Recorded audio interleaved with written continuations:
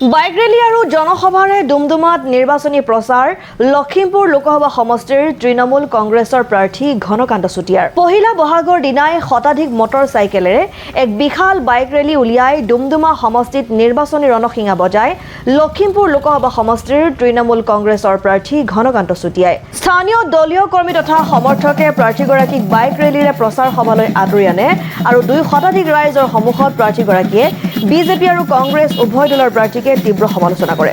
কংগ্ৰেছ আৰু বিজেপি দুয়োটা দলে কেৱল ৰাইজক প্ৰবঞ্চনা কৰিছে।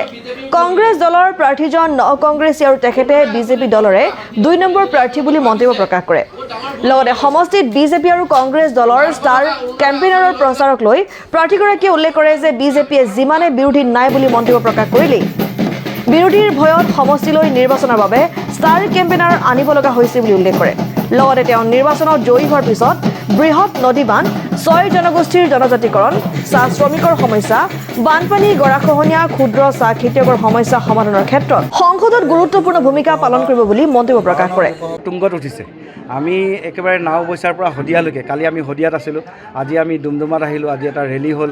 আপোনালোকে দেখিছে সকলো জেগাতে আমাক আদৰি লৈছে, বিশেষকৈ বিকল্প হিচাপে আদৰি লৈছে। সকলো ৰাইজে বিকল্প বিচাৰিছিলে। বিজেপিৰ যি অত্যাচাৰ এই অত্যাচাৰৰ পৰা সকলোৱে পৰিত্ৰাণ পাব বিচাৰিছিলে আৰু তেওঁলোকে সকলোৱে ভাবিছিলে যে কংগ্ৰেছ দল এটা ডাঙৰ দল হিচাপে তেওঁলোকে পাৰিব। আমিও ভাবিছিলোঁ কংগ্ৰেছ দলে পাৰিব, আমিও লগত গঠবন্ধনত বহুত দিন আছিলোঁ, মিটিং মাটাং কৰিছিলোঁ। কিন্তু তেওঁলোকৰ যিসকল নেতা আপোনাৰ তৃণমূল পৰ্যায়ৰ নেতাৰ কথা কোৱা নাই, তেওঁলোক ঠিকে আছে আৰু তেওঁলোকে আমাক এতিয়া সহযোগিতা কৰিছে। কাৰণ কেলৈ তেওঁলোকৰ যিজন প্ৰাৰ্থীজন বিজেপি দলৰ পৰা অহা আৰু তেওঁ প্ৰধান বুঢ়া ডাঙৰীয়াৰ লগত এটা সুমধুৰ সম্বন্ধ আৰু গতিকে আজি যদি ৰাইজে জিকায়ো দিয়ে কাইলৈ গৈ পেলাই হয়তো বিজেপিত গুচি যাব, এই আশংকাত ৰাইজে তেওঁক মানে বিকল্প হিচাপে লোৱা নাই। আৰু আমি নৱপ্ৰজন্ম ওলাই আহিছোঁ, আমি মূল্যবোধৰ ৰাজনীতি কৰিব বিচাৰিছোঁ। ৰাইজে ভাল পাইছে, আমাৰ কোনো অহংকাৰ নাই। এই যেনেকৈ প্ৰধান বৰুৱাই অহংকাৰ কৰি কৈ আছে 5 লাখ ভোটত জিকিম, 7 লাখ ভোটত জিকিম। তেওঁ কোন হয় 5 লাখ ভোটত জিকিবলৈ, 7 লাখ ভোটত জিকিবলৈ? ৰাইজে ক'ব কোন জিকিব, ৰাইজে যাক ভাল পাব তাক জিকাব। গণতন্ত্ৰত আপোনাৰ জনতা জনাৰ্দন, ৰাইজেই ৰজা। ৰাইজে ইচ্ছা কৰিলে ৰজা বনাব পাৰে, ইচ্ছা কৰিলে প্ৰজা বনাব পাৰে। যিহেতু বিজেপি আৰু কংগ্ৰেছে ষ্টাৰ কেম্পেইনাৰ ওপৰত ষ্টাৰ কেম্পেইনাৰ সমষ্টিত অৱলম্বন কৰাইছে, সেই সন্দৰ্ভত কি ক'ব?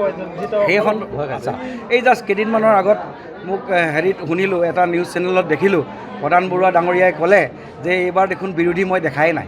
যদি আপুনি বিৰোধী দেখাই নাই তেতিয়াহ'লেনো ইমান ডাঙৰ ডাঙৰ অমিত শ্বাহ, আপোনাৰ মনোজ কি আছে তিৱাৰী, লগতে আপোনাৰ হিমন্ত বিশ্ব শৰ্মাক 3-4 জেগাত লখিমপুৰ লোকসভাৰ, গতিকে কিয় আহিব লাগে? ষ্টাৰ কেম্পেইনাৰ পিছত ষ্টাৰ কেম্পেইনাৰ আনিছে, ছিংগাৰবিলাকক আনিছে। তেওঁলোকে ভয় খাইছে, তেওঁলোকে ভীতিগ্ৰস্ত হৈছে। কাৰণ কেলৈ ৰাইজ আজি তেওঁলোকৰ লগত নাই। আজি অমিত শ্বাহৰ যিখন মিটিং হৈছিলে লখিমপুৰত, আপোনাৰ গুৱাহাটীৰ পৰা, শিৱসাগৰৰ পৰা, ডিব্ৰুগড়ৰ পৰা মানুহ তেওঁলোকে আমদানি কৰিব লগা হৈছে। তাত লোকেল মানুহ নাই। সকলো মানুহে তেওঁক মানে বিশেষকৈ প্ৰধান বৰুৱা ডাঙৰীয়াক বেয়া পাইছে, হিমন্ত বিশ্ব শৰ্মা ডাঙৰীয়াক বেয়া পাইছে। গতিকে ৰাইজে মন বান্ধি লৈছে। এইবাৰ বিৰোধী বিকল্প হিচাপে তৃণমূল কংগ্ৰেছক আমাক আদৰি লৈছে আৰু নতুন দল, নতুন দিন, নতুন দিগন্ত আহিব বুলি সকলোৱে ভাল পাইছে। গতিকে আমি ছাকচেছ হ'ম, এইটো চিয়'ৰ। মুখ্য প্ৰতিদ্বন্দ্বিতা চাওক, মই প্ৰতিদ্বন্দ্বী বুলি প্ৰধান বৰুৱা ডাঙৰীয়াক নাভাবোঁ, কিন্তু তেওঁলোকৰ যি আঁচনিবিলাক আছে, যেনেকৈ আপোনাৰ অৰুণোদয় দিম বুলি, মানুহক ফ্ৰী চাউল দিম বুলি, এই যে লাখপতি বাইদেউ বুলি মানুহক যে আভুৱা ভৰি আছে, কিছুমান মানে ধৰি লওক কিছুমান মানুহে বুজি নাপায়। গতিকে নিশ্চয় বিজেপিক অলপমান ভোট যাব, গতিকে বিজেপিৰ লগতে হ'ব। কিন্তু ৰাইজ এতিয়া কিন্তু সচেতন। অৰুণোদয় দিলেও, মিছা কথা ক'লেও ৰাইজে বুজি পাইছে, ৰাইজে মন বান্ধি লৈছে।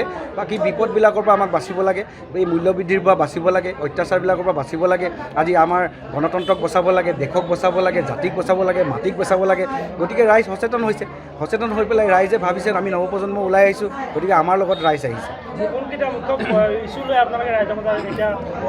আমাৰ ইছ্যুটো ঢেৰ আছে, বিশেষকৈ আমাৰ প্ৰধান সমস্যা আছে, বানপানী সমস্যা আছে, গৰাখহনীয়া সমস্যা আছে। আমাৰ যিবোৰ বিগ ডেম য'তে ত'তে যধে মধে বনাইছে, সেইবিলাকো আমাৰ কাৰণে সমস্যা। নিবনুৱা সমস্যা আছে। আমি নিবনুৱা সমস্যা সমাধানৰ আমি পথ উলিয়াই ল'ম। মই নিজেই ব্যৱসায় কৰা মানুহ, মই জানো কেনেকৈ কৰিব লাগে। আমি ক্ষুদ্ৰ ইণ্ডাষ্ট্ৰী যদি গাঁৱে ভূঞে আমি গঢ়ি তোলোঁ, তেতিয়াহ'লে আমাৰ ল'ৰা ছোৱালী গৈ কাইলৈ কেৰেলা বা আপোনাৰ হায়দৰাবাদত গৈ ছিকিউৰিটি গাৰ্ডৰ কাম কৰিব নালাগে। মাক দেউতাকৰ বিপদৰ সময়ত ঘৰতে থাকিব পাৰিব, ঘৰতে থাকি উপাৰ্জন কৰিব পাৰিব। আমি সকলোৱে মিলিজুলি ইয়াতে থাকিব পাৰিম। 6 জনগোষ্ঠীৰ ভিতৰত যিহেতু 6 জনজাতিকৰণ এসময়ত বিজেপিৰ নিৰ্বাচনৰ ইচ্ছু আছিল আৰু আপুনিও যিটো যিহেতু 6 জনগোষ্ঠী এটা জনগোষ্ঠীৰ এজন সন্তান, গতিকে 6 জনজাতিকৰণৰ সম্পৰ্কত আপোনাৰ স্থিতি কি হ'ব? নাই, স্থিতি এটাই, মোৰ মতে 6 জনগোষ্ঠীক জনজাতিকৰণ কৰিব লাগে, কিন্তু যি অলৰেডি জনজাতি হিচাপে আছে তেওঁলোকৰ একো অসুবিধা নোহোৱাকৈ বাকী 6 জনগোষ্ঠীক জনজাতিকৰণ কৰিব লাগে। এইটো কৰিলে কি হ'ব, গোটেই অসমখনেই আমাৰ ST ষ্টেট হ'ব, আমি বিভিন্ন ধৰণৰ সুবিধা পাব পাৰিম চেণ্ট্ৰেল গভৰ্ণমেণ্টৰ পৰা, সকলোৱে বেনিফিটেড হ'ব। খালি এজন মানুহৰ সুবিধা নহ'ব বাৰু, কাৰণ আমাৰ হিমন্ত বিশ্ব শৰ্মা মুখ্যমন্ত্ৰী হ'ব নোৱাৰিব। ক্ষুদ্ৰ চাহ খেতিয়কৰ সমস্যা আছে, এই সন্দৰ্ভত আপোনাৰ স্থিতি কি হ'ব? ক্ষুদ্ৰ চাহ খেতিয়কৰ বহুতো সমস্যা আছে। আজি তেওঁলোকে যি উচিত মূল্য পাব লাগে পাতৰ, সেইটো পোৱা নাই, বা এখন বজাৰ পোৱা নাই। গতিকে সেইটোৰ বাবে আমি ব্যৱস্থা ল'ম, আমি পাৱাৰত আহোঁ নিশ্চয় ব্যৱস্থা ল'ম। সোৱণশিৰিত বৃহৎ নদী বান্ধৰ এক ডাঙৰ আন্দোলন হৈছিলে, এয়াও এক সমস্যাৰ ৰূপে দেখা দিছিলে, এটা সময়ত সমস্যাৰ ৰূপে অভিযোগ হৈছিলে। এই সন্দৰ্ভত যদি আপুনি নিৰ্বাচিত হয় বা নিৰ্বাচনত জড়িত হয়, তেনে সন্দৰ্ভত এই সন্দৰ্ভত কেনেধৰণে মাত মাতিব? নাই, এইটো বিষয়ে মই আগতেও কৈ আহিছোঁ, মই বহুবাৰ আন্দোলনো কৰিছোঁ। আমি এনেকুৱা নহয় যে সেই যে আমাৰ যি জাতীয় সাজপাৰ পিন্ধি ডিঙিত গামোচা পিন্ধি নৰেন্দ্ৰ মোদীৰ যি টীম, বিজেপিৰ যি টীম, তেওঁলোকে আহি পেলাই এই নদী বান্ধ ভাঙি দিম, এই হাতুৰি মাৰি দিম, এনেকুৱা ধৰণৰ মিছা কথা কোৱা।